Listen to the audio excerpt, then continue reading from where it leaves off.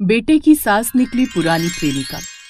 मंडप सजा हुआ था, ढोल नगाड़े बज रहे थे, चारों तरफ जश्न का माहौल था क्योंकि आज आदित्य खन्ना के बेटे गौरव की शादी नेहा नाम की लड़की के साथ हो रही थी। जैसे ही बारात पहुंची वैसे ही आदित्य खन्ना ने अपने बेटे की सास की तरफ देखते हुए कहा, अरे समदन जी, कम से कम अब तो घूंघट हटा लीजिए। जब मैं आपकी बेटी को देखने आया था तब भी आपने इतना लंबा घूंघट डाल रखा था। अरे पता तो चलना चाहिए कि मेरी होने वाली समधन दिखती कैसी है। हाँ, मेरी होने वाली सासू माँ, आप तो नेहा से भी ज्यादा शर्माती हो। अब तो अपना घूंघट हटाई दीजिए। नहीं नहीं, रहने दीजिए। मेरे जमाने की औरतें हमेशा अपना घूंघट डालकर ही रखती थी। आज जमाना बदल गया है। अरे तो आप किसी गैर के सामने घूंघट थोड़ी हटा रही हो, हम लोगों के सामने तो घूंघट हटा ही सकती हो। हाँ समदन जी, एक बार घूंघट हटाइए ना। उन दोनों के बार बार जिद करने पर मजबूरी में उन्होंने अपना घूंघट हटा दिया। उनका चेहरा देखते ही आदित्य जी के पैरों तले जमीन खिसक गई। उनके मुंह से धीरे से बस इतना ही निकला, ममता तुम? पापा आप इन्हें जानते हैं? आदित्य जी, यहाँ सारे रिश्तेदार मौजूद हैं, यहाँ कुछ भी बोलने की जरूरत नहीं है।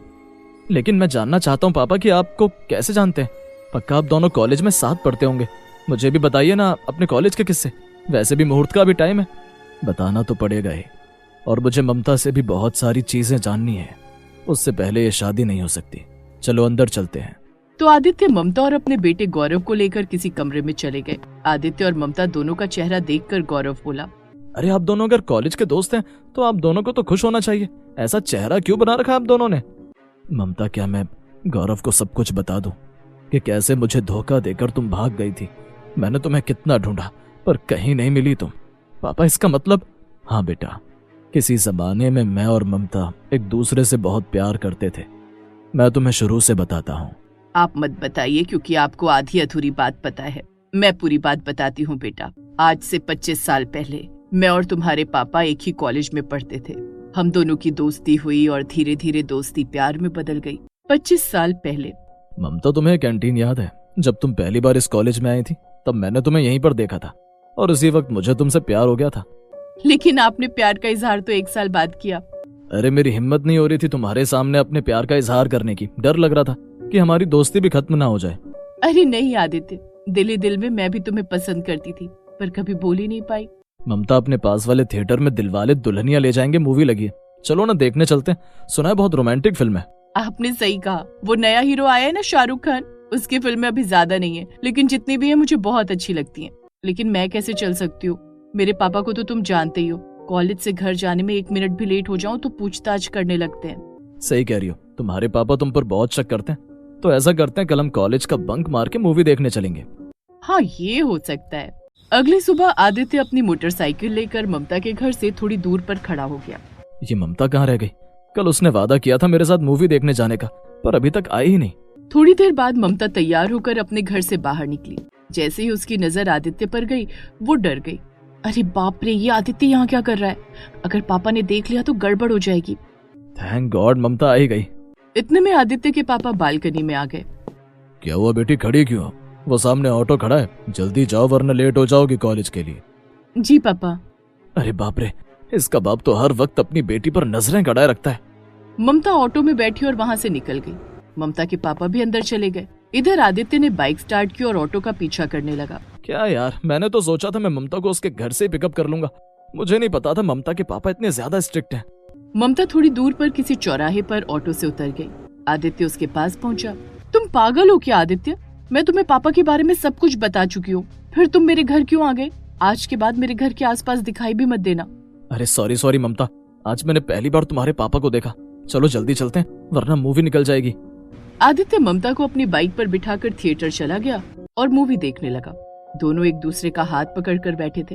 आदित्य लगातार ममता को ही देखे जा रहा था। अरे मेरी तरफ क्या देख रहे हो आदित्य? मूवी देखो ना। अरे कौन कमबख्त मूवी देखने आया? मैं तो बस तुम्हें देखने आया हूँ। कॉलेज में इतनी ध्यान से मैं तुम्हारी तरफ देख नहीं सकता, वरना लोग तरह तरह की बातें करने लगेंगे। कम से कम यहाँ तो जी भर के तुम्हें देखने दो। अरे तो मैं भी कौन सा मूवी देखने आई हूँ? मैं तो यहाँ आई हूँ ताकि तुम्हारा हाथ पकड़कर 3 घंटे बैठ सकूं।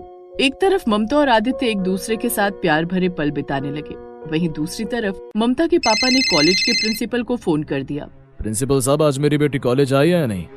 सर पिछले 1 साल से आप हर रोज मुझसे ये पूछते हो कि आपकी बेटी कॉलेज आई है या नहीं। आपकी बेटी तो हर रोज टाइम पर आ जाती है, रोज रोज पूछने की क्या जरूरत है। बच्चों पर इतना भी शक नहीं करना चाहिए। ममता बेटिया तो पढ़ने में भी बहुत अच्छी है। हाँ प्रिंसिपल साहब जानता हूँ, पर क्या करूँ, जमाना बहुत खराब है। मैं ऐसा ही हूँ। बताइए मेरी बेटी आज कॉलेज आई है या नहीं? माफ करना दीनानाथ जी, लेकिन आज आपकी बेटी अभी तक कॉलेज नहीं आई। पर क्या इस बारे में आपको पता नहीं? ये सुनते ही ममता के पिता के पैरों के नीचे से जमीन खिसक गई। उसने बिना कुछ बोले गुस्से में फोन पटक दिया। जिस बात का डर था वही हुआ। मेरी बेटी को भी हवा लग गई यहाँ की। आने दो इसे।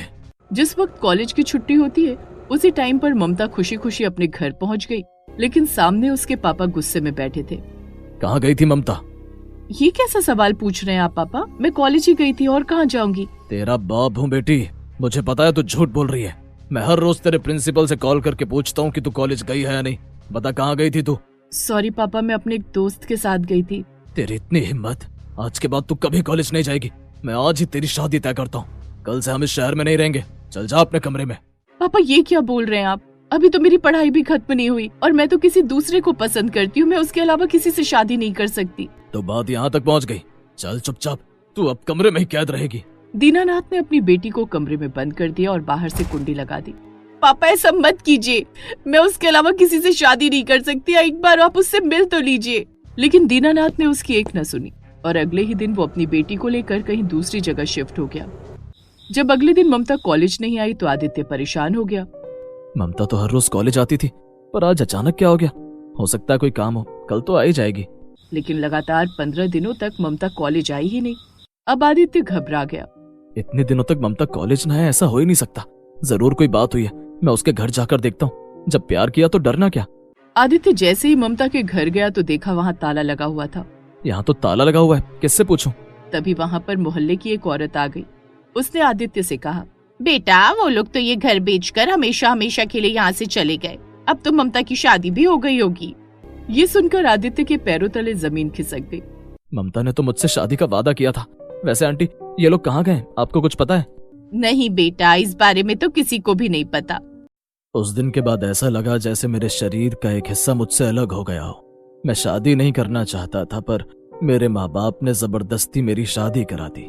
मेरी पत्नी भी शादी के 3 साल बाद ही ये दुनिया छोड़कर चली गई। आखिर क्यों धोखा दिया तुमने मुझे? मैंने तुम्हें कोई धोखा नहीं दिया आदित्य। मेरे पापा ने जबरदस्ती मेरी शादी किसी और से कर दी। जिससे मेरी शादी हुई वो अच्छा इंसान नहीं था। मैं प्रेग्नेंट थी, उसी दौरान वो मुझे छोड़कर किसी दूसरी औरत के साथ रहने लगा। इससे पहले कि मैं उसके खिलाफ कोई केस करती, वो ये देश छोड़कर ही चला गया। इतने में वहाँ पर ममता की बेटी नेहा शादी के जोड़े में आ गई। वो आते ही ताली बजाने लगी। क्या बात है माँ, ऐसी प्रेम कहानी तो मैंने सिर्फ किताबों में पढ़ी है या फिल्मों में देखी है। आप दोनों का प्यार इतना पक्का था कि इतने सालों बाद आज आप लोग मिल गए। पापा इस बारे में आपने कभी मुझे भी नहीं बताया। क्या बताता बेटा, मुझे तो ममता पर गुस्सा आ रहा था। मुझे लगा कि इसने मुझे धोखा दिया, पर सच्चाई मुझे आज पता चली। तभी मैं सोचूं, जैसे ही मैंने अपनी माँ को गौरव के बारे में बताया वैसे ही। माँ, मैं आपको कुछ बताना चाहती हूँ। एक्चुअली मेरे कॉलेज में एक लड़का पढ़ता है गौरव। मैं उसे पसंद करती हूँ। बेटी तुम उसी से शादी करना, मैं तुम्हारा साथ दूंगी। माँ आप तो उससे मिली भी नहीं, गुस्सा भी नहीं किया आपने और शादी के लिए तुरंत मान गई। हाँ बेटी, दुनिया में सिर्फ 3 चीजें ही बिना मुहूर्त के होती हैं, जन्म, मृत्यु और प्यार। इन्हें कोई नहीं रोक सकता, तो भला मैं कौन होती हूँ प्यार को रोकने वाली। आज मुझे समझ आया कि प्यार को आप इतनी अच्छी तरह से क्यों समझती थी। चलो जो भी हुआ अच्छा हुआ, कम से कम आप दोनों इतने सालों बाद मिल तो गए। मैंने अपने असली पिता को तो नहीं देखा, लेकिन आप जैसा ससुर पाकर मैं धन्य हो गई, जिसके अंदर इतना प्यार है। तभी बाहर से पंडित जी ने आवाज लगाई, अरे जल्दी से वर वधू को बुलाइए, मुहूर्त निकला जा रहा है। चलो बच्चों, अब बाकी की बातें बाद में करेंगे, पहले शादी कर लेते हैं। तो इस तरह थोड़ी देर बाद गौरव और नेहा की शादी होने लगी। ओम मंगलम भगवान विष्णु मंगलम गरुड़ध्वज मंगलम पुंडरीकाक्ष मंगलातनोहरि। अब वर वधू फेरों के लिए खड़े हो जाएं। तो इस तरह धूमधाम से गौरव और नेहा की शादी हो गई। अब वक्त था विदाई का। पापा, सासू माँ, आप लोगों के प्रेम की वजह से आज हम दोनों की लव मैरिज बिना किसी परेशानी के हो गई। मैं तो बहुत खुश हूँ। मैं और नेहा तो मिले ही, आप दोनों का भी मिलन हो गया। जाओ बेटी, यहाँ तुम्हें खूब सारा प्यार मिलेगा। विदा होकर नेहा अपने ससुराल पहुंच गई, लेकिन उस दिन से गौरव के पिता अकेले में बैठकर बस ममता के बारे में ही सोचा करते थे। आज इतने सालों बाद ममता को देखकर वही पुराना प्यार फिर से उमड़ पड़ा मेरे अंदर। लेकिन अब वक्त बदल चुका है, मुझे ये सब नहीं सोचना चाहिए। दूर से नेहा और गौरव ने उन्हें ये सब बोलते हुए सुन लिया।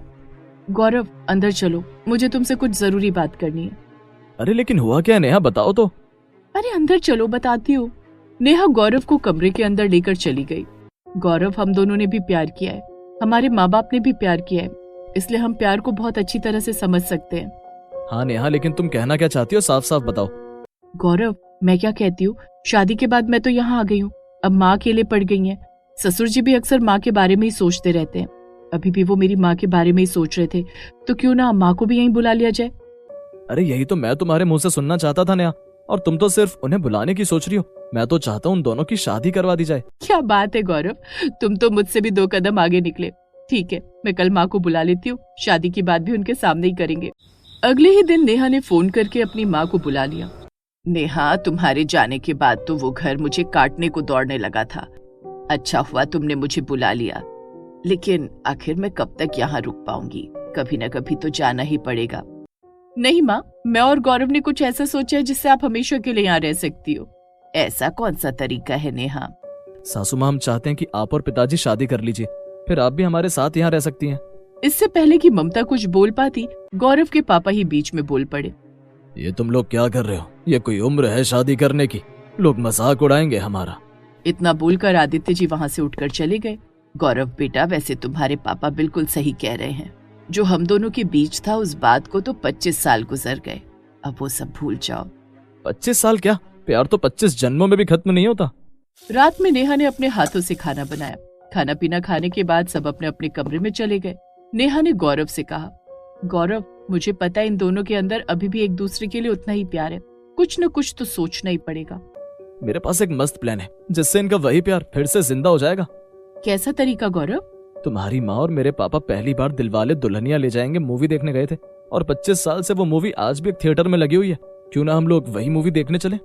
क्या बात है गौरव, ये बहुत अच्छा आइडिया है, पक्का ये काम कर जाएगा।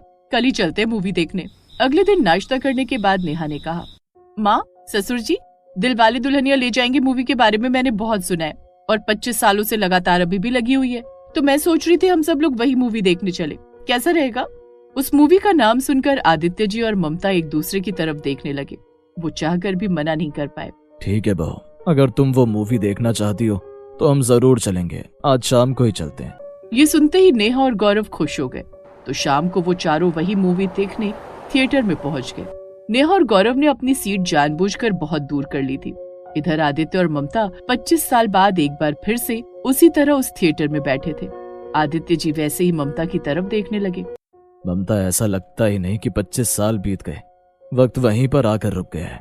तुम्हें पता है, ये मूवी मैंने ना उस दिन देखी थी, ना उसके बाद कभी देखी, और शायद आज भी नहीं देख पाऊंगा।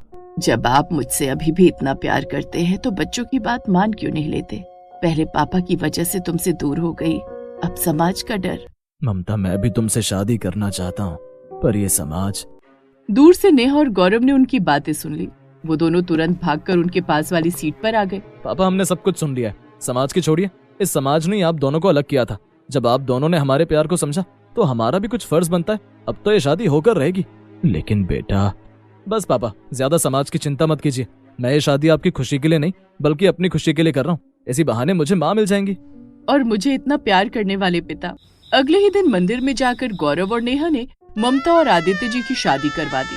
उस दिन के बाद सब उस घर में खुशी खुशी एक साथ रहने लगे और 25 साल पुराना प्यार उन्हें वापस मिल ही गया।